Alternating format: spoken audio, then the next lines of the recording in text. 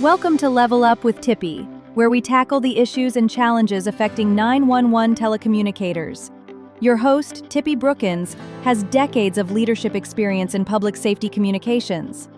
Here's Tipi. Good morning, everyone, and thank you for joining me this day on another episode of Leveling Up with Tippy. And today I am joined by our director here in Denver, Colorado, and I am actually going to turn it over to him, Andrew Dameron. Well, thank you for having me, Tippy. It's a genuine honor and pleasure to get to chat with you this morning. Andrew Dameron, Director for Denver 911. I've been in kind of public safety communications for a little over a decade now. I've worked for the federal government and private sector, and I've been here with Denver 911 for going on 6 years now. Awesome. Awesome. Well, thank you so much, Andrew, for joining me this morning. And so we're going to jump right into it. And as we speak about emotional intelligence, right? In 911, a leader's mood is contagious. And we will discuss emotional regulation as a leadership tool to keep the center grounded during high frequency critical incidents. And so when the room is screaming, when it's just like, oh my gosh, how do you find your internal zero to ensure you are a source of stability rather than more noise? Mm, it's a really good question. And actually, my experience is that folks who are drawn to a career in emergency communications often come with that skill set just naturally, right? I can't tell you how many call takers and dispatchers we have who are able to handle whatever the day throws at them, and they're just focused and working on things. And I would probably count myself among that group, though it's been a long time since I've done that frontline job. So I don't know how well I would actually hold up compared to the folks on my team.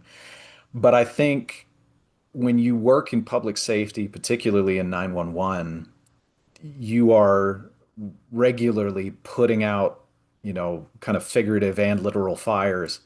And so that kind of innate ability to just kind of focus in and deal with the situation is something that I think you refine over a career in this field.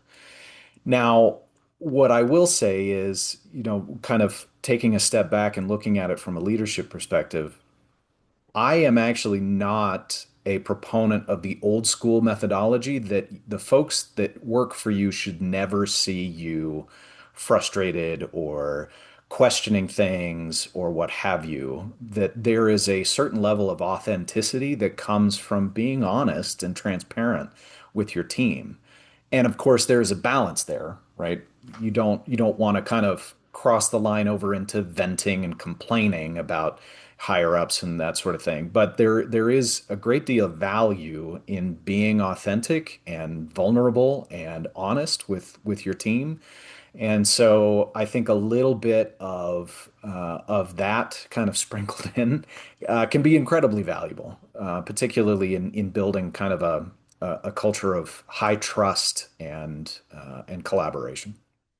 That's an awesome answer. And as you mentioned, yes, it's a natural skill set because being in 911, either you can do it or you just can't, right? And so I also just really want to highlight what you said, and it takes a great leader to say this, a level of authenticity, right? As far as being transparent and being just the authentic person that you are and being able to show that sometimes you are vulnerable. And I think when you are able to display that honesty, your members, it will help them to be able to get through that commotion, right? To see how Mm. you're handling things, but knowing that you're a person as well.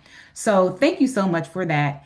And so now we're going to go into, as we speak about the bridging the generational gap, because I will tell you that that gap has changed over the years. For myself, when I started, everyone was pretty much in the same age bracket, the same bracket of, it wasn't really that big gap. But now we're in a place where that has changed. Mm. And so most centers now house four generation of workers. Staying connected means speaking multiple cultural languages without losing the agency's core identity. How do we honor the traditions of the old guard while creating space for the values and expectations of the new guard? Mm. I think really the key element is recognizing that it's cyclical. I was thinking about this topic recently actually, and I recall as I am a millennial. I'm an elder millennial, but I am a millennial, and I can remember, being a 20-something millennial and hearing Gen X complaining about the millennials that they're lazy, that they don't want to show up to work, that they're entitled and all of this. And those are the same complaints that I'm hearing about Gen Z today. So I feel like it's just cyclical. As we transition from the young generation into the, I'm not going to say old, the established generation, right? Some of that just comes with the territory, and we need to remember that each generation is kind of forged and shaped by the societal changes that they grow up around. And those can often be valuable variables if you can figure out how to leverage those. So, kind of one area of this is when it comes to, particularly in 911, since the pandemic, we have really reshaped our focus when it comes to wellness and the culture of a 911 center. It used to be when I was coming up, it was suck it up, buttercup. And if you can't hack it, get the hell out, right? And we have learned that that's not the healthiest way to kind of grow and shepherd our employees through a career in 911. And so we have focused our energy more on wellness and resources and acknowledging the little t and big T trauma of doing this job. And we also have to recognize that those cultural differences play a part in that. So I think, particularly if you compare Gen X to Gen Z, Gen X folks, I think, entered the workforce with a very strong sense of their own resiliency and how to work through challenge, right? I hear, that's one of kind of the framing elements of Gen X was that they were dealing with, a lot of difficult situations and they just had to kind of grin and bear it and get through it and all that. So I think that lends itself, and I'm making two very specific cases here. So this is certainly not indicative of the workforce in 911 as a whole, but I think Gen X was very well placed for a career in this field because they could tap into that resiliency. They could work through difficult things. And now we have Gen Z coming in who have grown up at a time where acknowledging mental health and trauma and toxic work environments and all of this has been more a part of just the day-to-day vernacular. And so they are far more comfortable calling out things that they don't like and far more willing to just say, you know what, I don't have to take this. And I think what we have seen is then uh, a a lack of the same sort of internal resiliency that some of the older generations have had because they haven't been put in those situations in the same way, right? And I am speaking very generally here. So I think it's a responsibility for us as leaders in 911 to recognize those things and provide the resources to fill those gaps. So Gen X, we had to say, listen, it's okay to be upset about that baby not breathing call that you had. It's okay to say, hey, you know what? I'm not all right after that. I need to talk to somebody or I need some time off because it's our Gen Xers who are just going to sit there and power through and white knuckle it until, they have a nervous breakdown. Whereas with our Gen X, Gen Z folks, we need to provide them with the tools and the education to harness their own innate resiliency so that when they are faced with that baby not breathing call, when they do have a really difficult shift, they have those tools that they can lean on that they haven't, at least not in the same way, had to develop inherently. So if we can figure out the ways to identify how to leverage the strengths of each generation, but then also provide them the tools they need to kind of fill in those gaps, that's where we find success in a cross-generational workforce. That is awesome. I'm going to always remember your quote, suck it up, buttercup, because because I can resonate with that, you know? I mean, before, you had a major incident and it was just like, are you okay? Are you good? And you keep going. You were just resilient, right? And so when you speak about the generation today, if they unfortunately, if they don't like something or like how something's going, they up and go to the next PSAP across the water, right? And so also another thing that you mentioned, providing the resources and providing the tools and education. And I think as it relates to comms coach, we've been able to actually do that, right? Giving our centers a tool, a resource on how to help them help their members in order to educate, in order to train, in order to just help them with the institutional knowledge in order to understand that you're not alone in this. You don't have to be that person, that hard person that just sucks it up and keep going, right? Because, again, you mentioned wellness. Wellness wasn't a conversation. And that Mhm. has totally changed over time, and I'm just so happy and so excited to be a part of that as it relates to being able to provide those resources and tools for our centers because again, I can resonate again, like you said, we just had to keep going. And so figuring out how to leverage is going to be the one thing that we can do in order to ensure that we are creating space for values and expectations of the new guard. So that was great. And we're going to just continue on speaking about transparency and radical transparency in the career pathing. Engagement drops when people feel they are in a dead-end job. And that is just plain speak. Connectivity is maintained when a leader shows a clear individual future for every seat in the room. How do we make emergency communications feel like a 25-year career journey rather than a 5-year burnout cycle? Mm. So one of the things, so I started my career with the federal government, dispatching for the Department of Homeland Security, and then moved to the private sector. And one of the biggest shifts was this kind of cultural mindset within the federal government was, well, this is the way it's always been done. This is the way it always will be done. There is no innovation. There is no change. It is you're just plodding along. And then going to the private sector where the expectation instead was, no, you need to evolve, you need to change, you've got to stay competitive, right?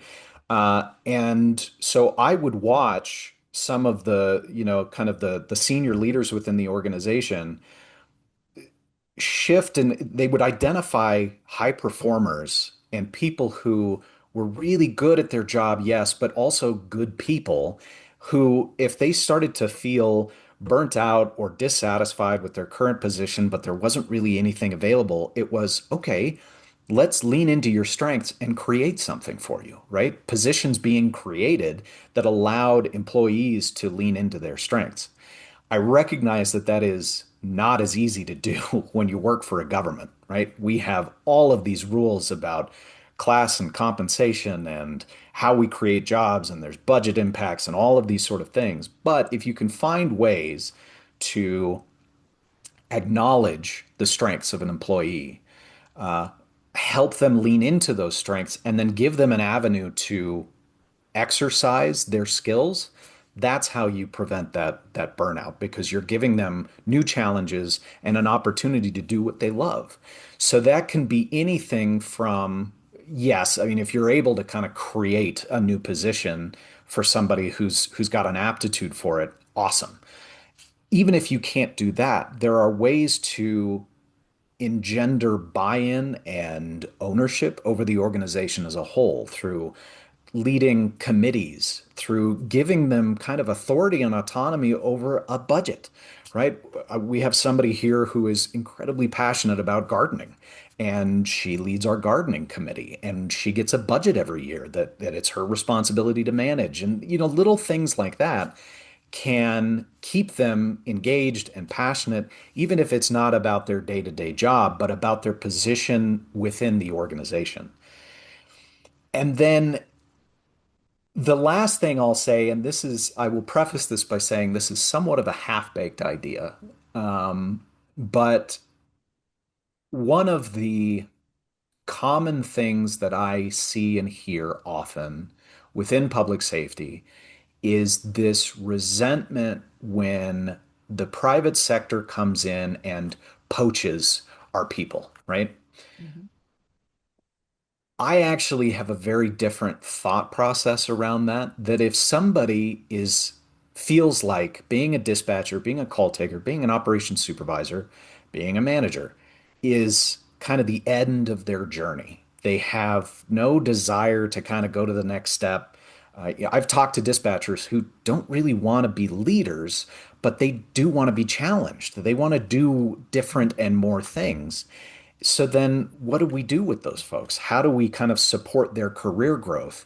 And in my view, moving into the private sector, particularly for the technology companies that support 911, we are exporting our best people in a way that is mutually beneficial. We're keeping them in the family, right? They're still supporting public safety.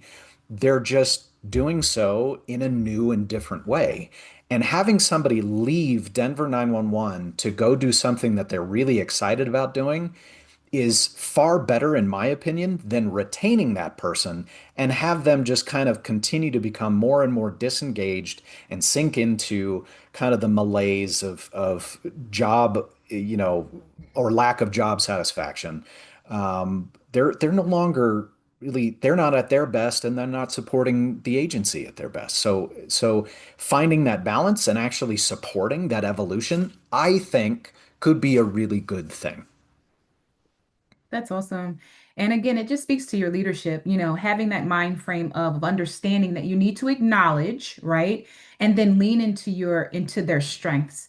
And so that is so utterly important because you as a leader, when we talk about the succession planning, that's somewhat what you're doing. Whether it's your call takers, your dispatchers, or your supervisors, that is what you are supposed to do as a director, as a leader. And so, that is something that we really need to keep in mind. And as you mentioned the example, the gardening committee, that may seem small to someone else. And I don't know how much of a budget that you provided, but even if it was $500 or a minimal budget, that just gives them the autonomy to be able to say, wow, my director thinks that highly of me and sees this in me that I can do this, which puts them in the path to want to do something even more greater as they continue in their career. And then the last thing, the private sector poaching, I think and I'm going to side with you because again, I am here after 24 years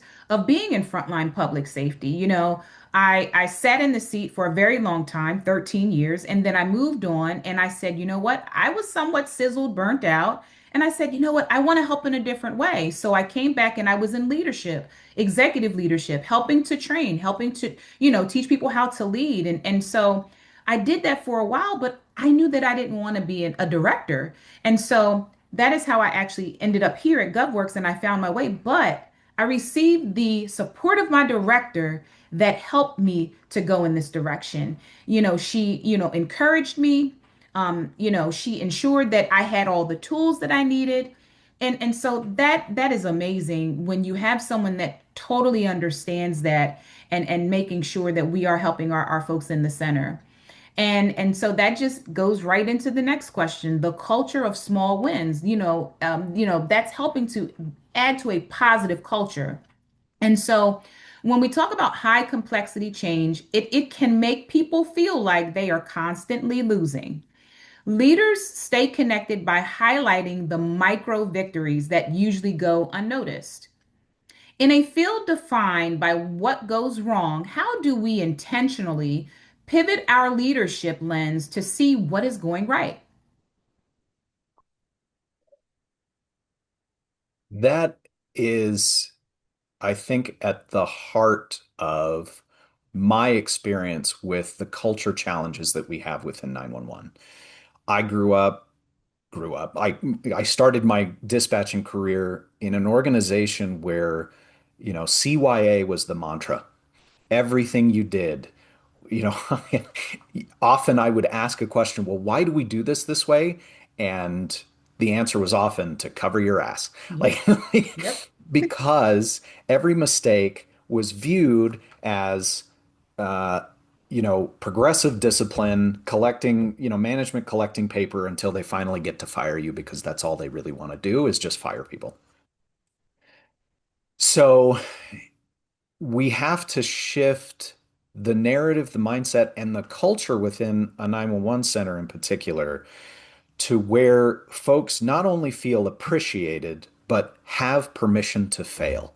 And that Mhm. is the biggest thing that seems to be missing is that our folks don't feel that they have that permission to fail.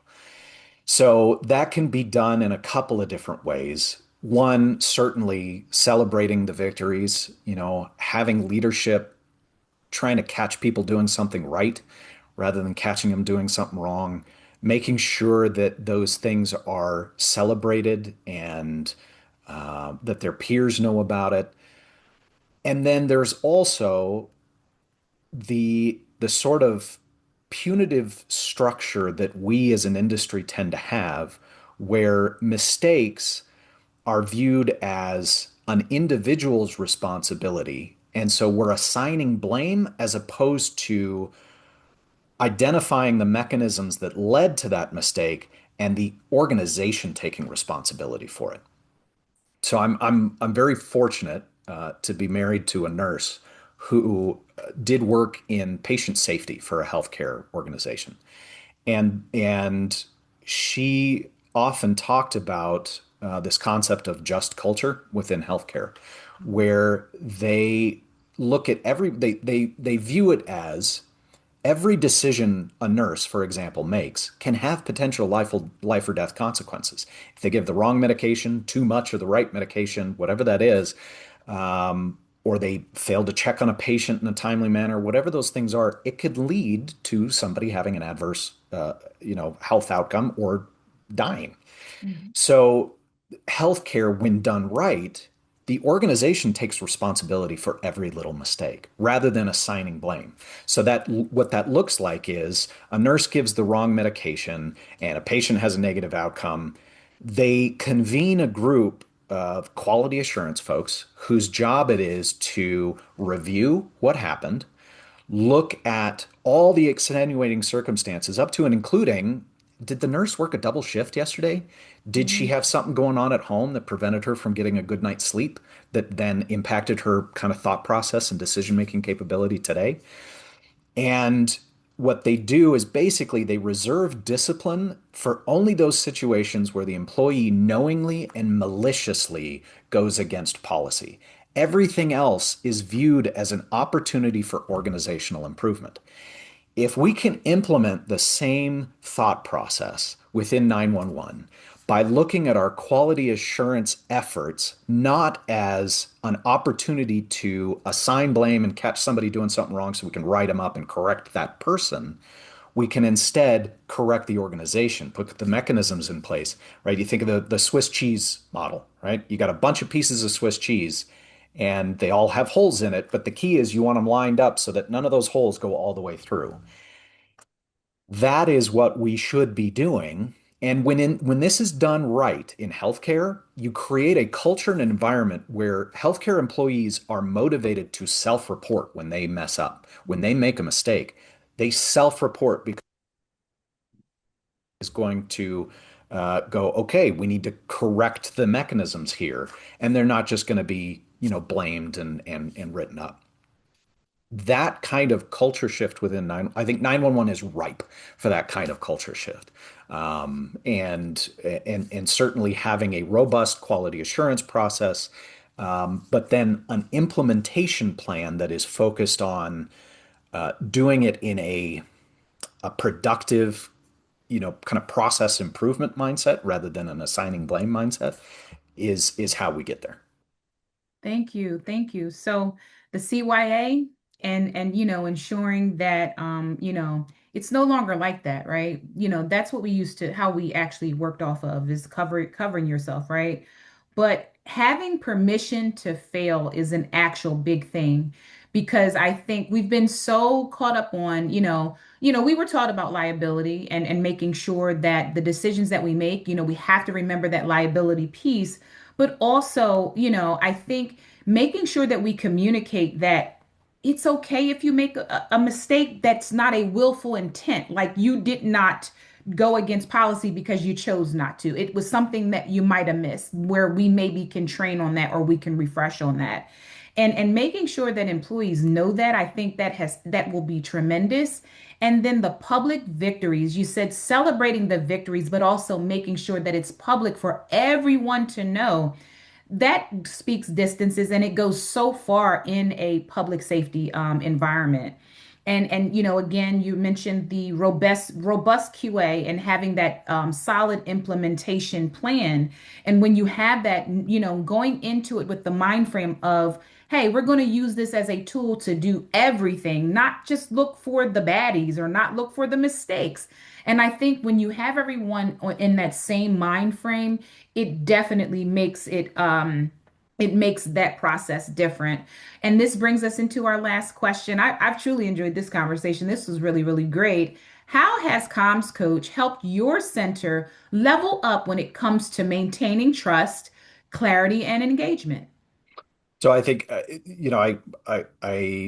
think I prefaced this question very well in my last answer, and that is by having, a quality assurance tool that is not focused on individual performance, but rather the performance of the organization. It creates a mechanism by which leadership can kind of take a step back and instead of getting myopically focused on one dispatcher and the way they, mishandled that one call, we can instead look at the organization and say, what are the trends? What are we seeing? How do we need to fix our gaps, fill our gaps as an organization from a training, a policy perspective, from all of these different things? It's been incredibly helpful to kind of shift that mindset for us. And then I think, honestly, the the inevitable march toward the use of AI within 911 is coming, whether, leaders are ready for it or not. And my personal experience has been that GovWorx as a company has been far more focused on how do we do this right, rather than how do we make a splash.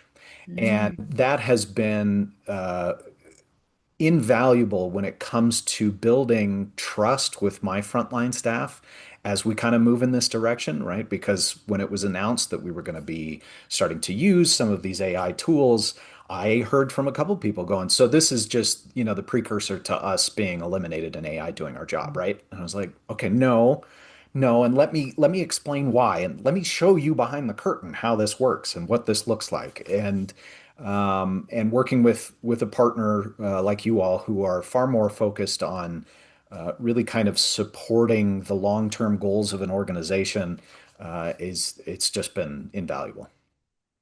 Well, Andrew, we appreciate you and your partnership, and thank you so much for this opportunity to have a just a very candid conversation in reference to the topic. And so here at GovWorks with Comms Coach, we are testing smarter and we're building better. Let's take your agency to the next level. I'm Tippy, and we are just getting started.